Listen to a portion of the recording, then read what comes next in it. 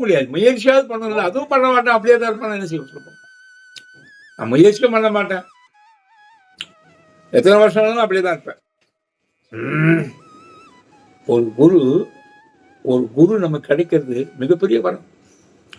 ஒரு பெரியவங்க, ஒரு வயசான வீட்டில் இருக்கிறது, உங்க வீட்டில் ஒரு வயசான வந்தா மிகப்பெரிய வரம். உங்க பாட்டி இருந்தால் எவ்வளோ, அதெல்லாம் கொடுத்து வச்சுக்கணும். நல்ல பாட்டியாக இருக்கணும்.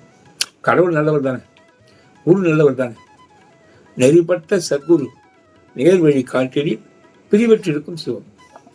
சிவம் உன்னை விட்டு பிரியாது, உன் கூடவே இருக்கும், உனக்கு வழி காட்டும். ஆனால் குரு நெறிப்பட்ட சத்குருவாக இருக்கணும், நேர் வழி காட்டணும். அதை விட முக்கியம், காட்டின வழியில நீ போகிறதுக்கு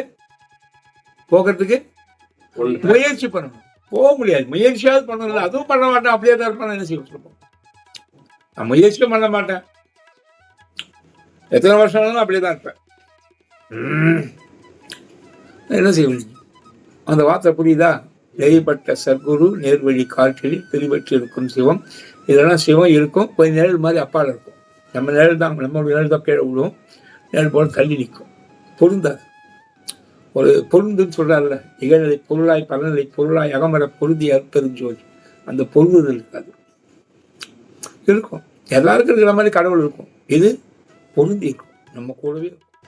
பற்றிருந்து அஞ்சிய பதிவு கண்டு அணிந்தனை சற்று மஞ்சேல் என தாங்கும். இது என்ன செய்யும், பார்த்துன்னு இருக்கும். சரி, அனுபவி. இந்த உலகத்தை சொல்லியிருக்கிறேன், இந்த உலக மக்களை சொல்லியிருக்கிறேன், இந்த வாழ்க்கையை சொல்லியிருக்கிறேன், எப்படி இருக்கணும்னு சொல்லியிருக்கிறேன், வாசி சொல்லி கொடுத்துருக்கேன். இதுக்கப்புறமா நீ கஷ்டப்படுறன்னா என்ன செய்வார் கடவுள்? ஒன்றும் செய்ய முடியாது.